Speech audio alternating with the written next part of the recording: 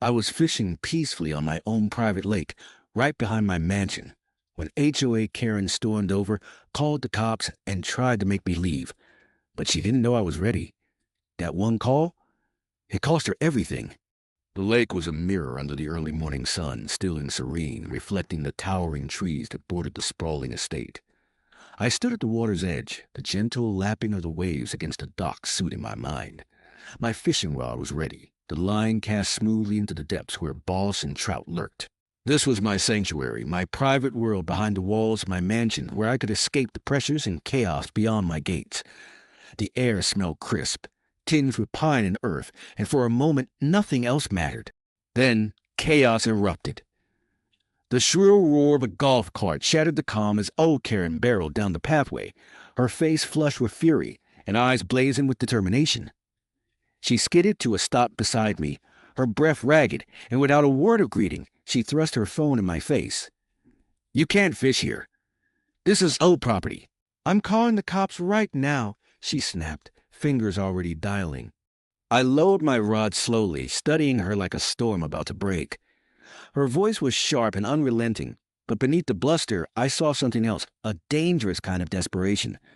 She wasn't just protecting rules. She was protecting a grip on power she wasn't willing to let go of.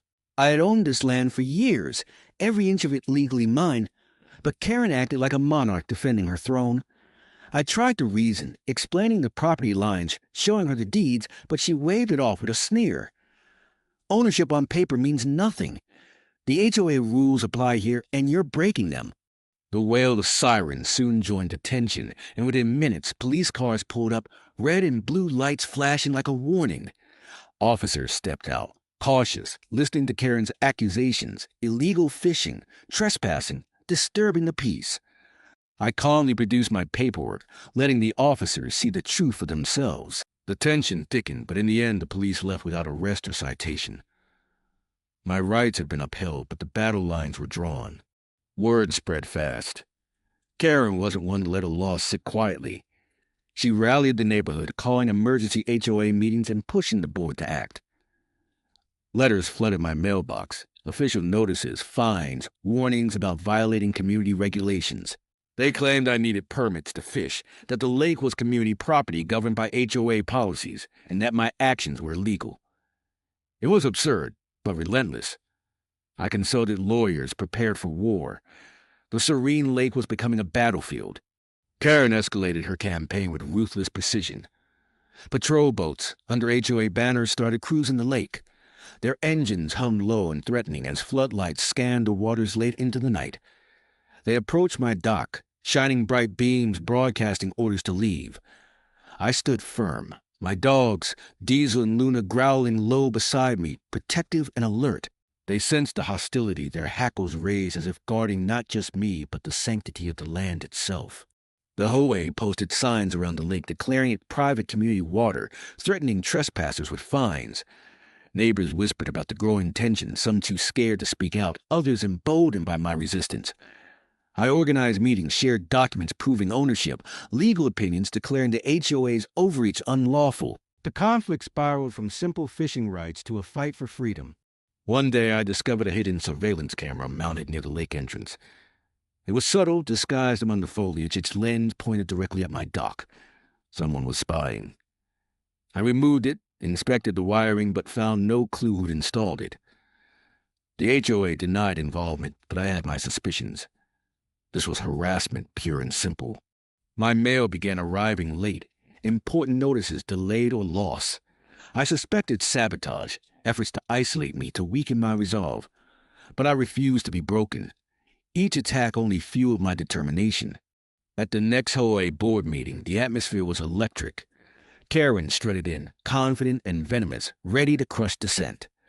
I came prepared, carrying binders thick with evidence, property deeds, video footage of patrol boats intimidating me, letters threatening legal action, and most damning of all, financial records exposing Karen's corruption. I revealed how she had been siphoning HOA funds for personal gain, lavish bonuses, unauthorized expenses, even payments to offshore accounts. The room went silent, the power shifting. Karen's face drained of color. Suddenly, law enforcement officers entered. not to confront me, but to serve a search warrant on Karen herself. Her empire of control was unraveling. Investigations began into her misconduct, the bullying, the abuse of power. Her threats turned into silence. Months passed. The patrol boats ceased their menacing patrols. The fines stopped coming. The HOA board restructured, community members stepping forward to restore fairness and transparency. Karen faced a lawsuit that drained her financially and socially, costing her $1.6 million in damages and legal fees. The neighborhood breathed a collective sigh of relief. I returned to my dock, casting my line into the tranquil waters. Diesel and Luna lay contentedly beside me, the peacefulness finally restored. This lake, my sanctuary, was mine again, not just in law, but in spirit. The battle had been fierce, the stakes high, but standing firm had been worth every moment. And I knew that when power tries to bully in silence, truth and resilience can always turn the tide. HOA Karen stormed down the driveway in her golf cart, her face flushed red, eyes wild with fury. She screeched to a halt beside the dock where I was casting my line, my boat gently rocking in the private lake behind my mansion. "You're fishing illegally." "I'm calling the cops," she shouted, pulling out her phone like it was a weapon. The calm I'd enjoyed vanished instantly, replaced by a surge of anger and disbelief. This was my lake, my property, my right. How dare she try to intimidate me? I didn't say a word at first, watching her fumble the numbers, her voice rising with each breath. She was used to ruling the neighborhood with an iron fist, but she'd never had to face me before. My canines, Diesel and Luna, stood quietly by my side, their presence steady and commanding. I met Karen's gaze and said firmly, "This lake belongs to me. You have no authority here." Her phone buzzed loudly as she dialed 911, and I braced myself for the arrival of the police. Within minutes, patrol cars pulled up the driveway, lights flashing, engines idling. 2 officers stepped out, scanning the scene with wary eyes. Karen launched into a tirade, accusing me of trespassing and violating HOA rules, demanding they take immediate action.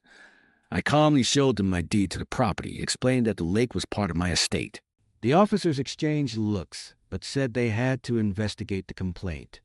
Karen smirked triumphantly, convinced she had the upper hand, but I stood my ground. My lawyers had already advised me on the legal boundaries. This was my land, and I was within my rights. The officers made notes, asked a few questions, and then after some tense moments, told Karen there was no violation and that I was free to fish as I pleased. Her face twisted in frustration, but she had no choice but to back down for now. Word spread quickly through the neighborhood. Karen wasn't one to accept defeat gracefully. She began rallying support, spreading rumors about my supposed illegal activities, and pushing the HOA board to take punitive action against me. Letters arrived, filled with fines and warnings, claiming I needed special permits to use the lake and threatening legal repercussions. The once peaceful sanctuary I'd enjoyed was now a battleground. The HOA hired patrol boats to cruise the lake, shining spotlights on my dock late at night, broadcasting warnings over loudspeakers. I recorded everything, each violation of my rights, each attempt to intimidate. Diesel and Luna stayed alert, barking at any suspicious movements, their loyalty unwavering. The neighbors watched with mixed emotions, some fearful of Karen's wrath, others quietly supportive of my fight. The tension escalated. One evening, I found a hidden surveillance camera pointed directly at my property, its wires snaking into the underbrush. Someone was spying on me. I removed it and kept it as evidence. Karen denied any involvement, but I knew better. The harassment was systematic and deliberate. Despite the threats and pressure, I refused to relent. I organized meetings with neighbors, sharing proof of the HOA's overreach and Karen's personal agenda. More people came forward with stories of harassment and intimidation, revealing a pattern of abuse that went far beyond my case. The community support grew, and the HOA's grip began to loosen. Then came the turning point, a packed HOA board meeting where I presented undeniable proof of Karen's corruption. Financial records show misappropriation of funds, unauthorized bonuses, and expenditures benefiting her family. The room fell silent as officers served a warrant on Karen, who sat frozen, her empire collapsing. Months later, the lawsuit ended with Karen ordered to pay $1.6 million in damages. The patrol boats stopped their harassment. The fines ceased. I returned to my dock, casting my line once more into the tranquil lake, the water reflecting the clear blue sky. Diesel and Luna lay peacefully beside me, the fight over, but the victory clear. The lake was mine again, not just in law, but in spirit. Karen's mistake was underestimating my resolve, and that mistake cost her everything. The lake stretched out in front of me like a smooth sheet of glass, its surface untouched by wind or disturbance. The sun was high, casting warm, golden light across the water, and the air was rich with the scent of pine and earth. I stood at the edge of my private dock, rod in hand, the familiar rhythm of casting and reeling a comfort that settled my nerves. This was my sanctuary, my refuge behind the towering gates of my mansion. I had every right to be here, fishing peacefully in my own lake. The calm shattered the moment Karen appeared, barreling down the gravel path in her golf cart like a storm. Her face was flushed, eyes wild with fury and determination. She stopped abruptly beside me, the cart's tires crunching against the stone. "You can't fish here," she shouted, her voice sharp and loud. "This lake belongs to the HOA, and I'm calling the cops." She pulled out her phone with frantic fingers, already dialing. I barely had time to respond before the distant wail of sirens cut through the stillness. Within minutes, 2 police cruisers pulled up, lights flashing, engines idling. Officers stepped out cautiously, eyes darting between Karen's indignant figure and me, calm and steady by the dock. Karen launched into a tirade, accusing me of trespassing and breaking community rules, demanding immediate enforcement. I met the officer's gaze, producing my deed and legal papers, proving my ownership of the property, the lake, and everything beyond. The officers listened carefully, taking notes and asking questions. Karen scoffed, certain of victory. But the law was on my side, and after a tense exchange, the officers explained there was no legal basis to remove me. Karen's expression hardened, but the police left, leaving the tension simmering beneath the surface. Word spread quickly through the gated community. Karen wasn't one to back down. She mobilized the HOA board, gathering signatures, pushing through motions to restrict my access. Letters arrived daily, official-looking, laden with threats of fines and legal action. They claimed I needed special permits to fish, that the lake was community property subject to HOA governance, and that my activities were violations. Absurd, but persistent. The HOA hired patrol boats to enforce these new rules. Late into the night, their engines hummed menacingly, lights piercing the darkness as they patrolled the lake's edge. Loudspeakers blasted warnings demanding I leave the water immediately or face penalties. Diesel and Luna, my loyal canines, growled low and protective at the intrusion, muscles taut and eyes sharp. The harassment was relentless, an attempt to intimidate me into submission.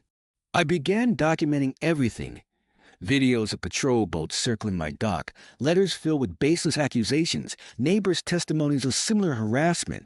The community was divided, some fearing Karen's wrath, others quietly supporting my stand. I organized meetings to share my evidence and rally support. The fight wasn't just for me.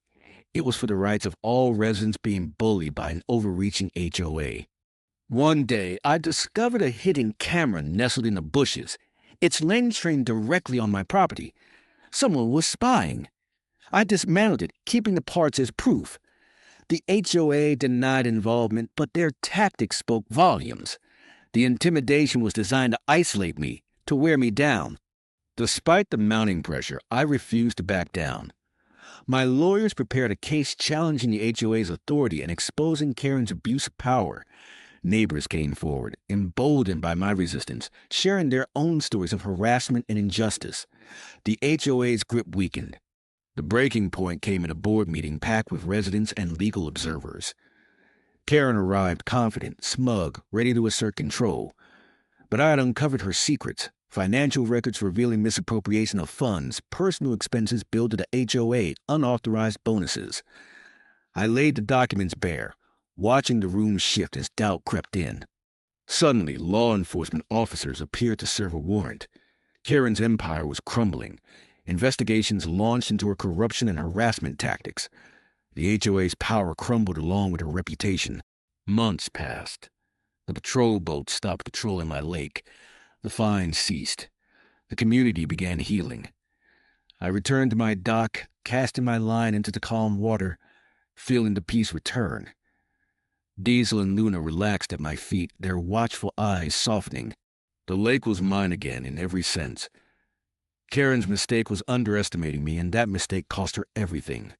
The lake stretched out in front of me, its surface smooth like glass, reflecting the clear sky above and the towering trees that framed my property.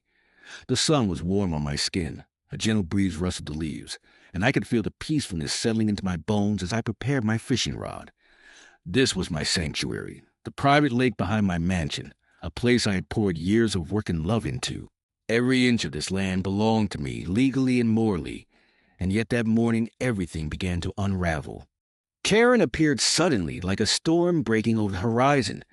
She came racing down the gravel driveway on her battered golf cart, eyes wild and red with fury. Her voice cut through the quiet air as she slammed her phone to her ear and shouted, "You're not allowed to fish here. I'm calling the cops." My heart pounded, but I refused to back down. I calmly told her, "This is my lake, Karen. You have no jurisdiction here." She scoffed, laughed bitterly, and repeated her threats. Minutes later, the distant sound of sirens grew louder, and 2 police cars screeched into my driveway. Flashing lights and authoritative figures emerged from the vehicles, their eyes scanning the tense scene. Karen began her accusations loudly and insistently. Claims of trespassing, illegal fishing, violating HOA rules. The officers listened as I produced my paperwork, the deeds, the legal documents proving that this lake was part of my estate. They asked questions, took notes, and after a tense half hour, they informed Karen that no law had been broken and no citation would be issued. Karen's face twisted with rage, but the officers left me to my fishing. But the battle had only just begun. Karen refused to accept defeat. She fanned the flames, convening emergency HOA meetings, rallying the neighbors with half-truths and outright lies. Notices and fines began arriving in my mailbox. Threats of legal action piled up with claims that the lake was community property, subject to HOA governance. It was absurd. I was the owner, yet the HOA board seemed to fall under Karen's spell, rubber-stamping her demands. The harassment escalated. Patrol boats hired by the HOA began patrolling the lake at all hours, engines humming like predators on the hunt. Spotlights pierced the darkness, aimed squarely at my dock, while loudspeakers broadcasted orders to vacate the premises. Diesel and Luna, my trusted K9s, growled and stood guard, muscles coiled, eyes alert. Every patrol felt like an intrusion, a challenge to my rights. Despite the mounting pressure, I documented everything. Videos, photos, letters, evidence that Karen and the HOA were abusing their power. I reached out to neighbors, many of whom had quietly suffered under Karen's reign. They came forward, lending voices to the cause. Together we formed a united front. One afternoon, while inspecting the perimeter, I discovered a hidden camera disguised among the bushes, its lens trained directly on my property. It was clear. Someone was spying. I removed it and kept it as evidence. The HOA denied involvement, but I knew better. This was a campaign of intimidation, designed to isolate me and crush my resolve. Karen's arrogance grew as she pushed the HOA to impose fines, restrict access, and brand me a criminal in my own home. I fought back legally, but the emotional toll was heavy. Still, I refused to let her win. Then came the board meeting that changed everything. The community hall was packed, the air thick with tension. Karen entered with an air of triumph, ready to dictate terms. I stepped forward, calm but resolute, and unveiled what I had uncovered. Financial records proving Karen's corruption. Misappropriation of HOA funds, unauthorized bonuses, extravagant expenses billed to the community. Faces turned pale as documents were passed around. Whispers grew louder. Doubt began to erode Karen's confidence. Suddenly, law enforcement officers entered the room. They moved to serve a warrant. Karen's empire was crumbling in front of everyone. The investigation revealed layers of deceit and abuse. Karen's aggressive tactics, her bullying, and her mismanagement were exposed. Months later, after a lengthy lawsuit, she was ordered to pay $1.6 million in damages. The HOA patrol boats ceased their harassment. The fines stopped. The community began to heal. I returned to my dock one bright morning, casting my line into the tranquil water. Diesel and Luna rested quietly at my feet. The peace I had fought for was restored. My lake was truly mine again, not just by deed but in spirit. Karen's mistake was underestimating me, and that mistake cost her everything. The water was perfectly still, the kind of calm that made every ripple stand out like a disturbance in a painting. The lake belonged to me, every inch of it fenced in by towering trees and the wrought iron gates of my mansion's sprawling estate. The morning sun glinted off the surface as I stood at the edge of my private dock, my fishing rod ready, my thoughts at ease. This was where I belonged, where the world's noise faded into the gentle lapping of water against wood. Then, without warning, the peace shattered. Karen appeared storming down the driveway on her battered golf cart, her face flushed with anger, her eyes blazing with contempt.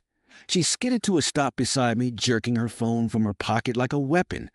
"You're fishing illegally," she spat, her voice sharp and accusing. "This is HOA property. I'm calling the cops right now." Her fingers danced frantically across the screen. I didn't flinch. "This is my property," I said evenly. "I have every right to be here." She laughed, a harsh, bitter sound. "You think ownership on paper matters? The HOA makes the rules here, and you're breaking every one." Her phone buzzed. The wail of sirens cut through the quiet morning air. Police cars appeared at the end of the driveway, their lights flashing red and blue. Officers stepped out, cautious but alert, ready to diffuse a tension. Karen launched into a furious explanation. Illegal fishing, trespassing, violation of HOA rules, her voice loud and relentless. I calmly handed over my deeds, my property documents, letting the law speak for itself. The officers scrutinized everything carefully, asked questions, weighed the claims. Karen's confidence faltered as they told her there was no crime here, no violation, and that I was free to fish as I pleased. She stormed off, red-faced and furious, but the fight was far from over. Within days, the HOA board began sending me notices, fines, warnings, threats of lawsuits. They claimed the lake was community property, managed by the HOA, that I needed permits to fish, and that my presence was illegal. The paper trail was endless. Each letter was a new battle, a new attack on my rights. The HOA hired patrol boats to prowl the lake, engines humming menacingly as spotlights scanned the water, searching for me. Loudspeakers boomed from their decks, ordering me off the lake. My canines, Diesel and Luna, growled low and steady, sensing the escalating danger. They stood by my side, guardians of a peace under siege. Neighbors began whispering. Some feared Karen's wrath, others admired my fight. I organized meetings, shared my legal documents, exposed the harassment. Slowly, support grew. The HOA's power began to wane, but Karen's fury only intensified. One night, I discovered a hidden camera mounted near my dock, its lens trained directly on me. Someone was spying. I tore it down, pocketing the evidence. The HOA denied involvement, but the intimidation tactics were undeniable. The battle became personal. Karen's calls, emails, and threats flooded my life. Her attempts to isolate me failed. The community stood divided, but a core of residents rallied behind me, refusing to let her tyranny continue. At the next HOA meeting, I came prepared. I revealed financial records exposing Karen's corruption, embezzlement, unauthorized expenses, and bribes. The room fell silent. Karen's carefully crafted facade cracked. Police officers entered to serve warrants. Karen's empire crumbled before our eyes. Months later, Karen was forced to pay $1.6 million in damages. The patrol boats disappeared. The fines stopped. The lake returned to its rightful owner. I stood once again at the water's edge, the calm restored, casting my line into the peaceful lake. Diesel and Luna rested beside me, their watchful eyes softening. The fight had been long and fierce, but victory was sweeter for the struggle. The lake was mine, truly mine, not just on paper, but in spirit. Karen's mistake had been underestimating me, and that mistake cost her everything.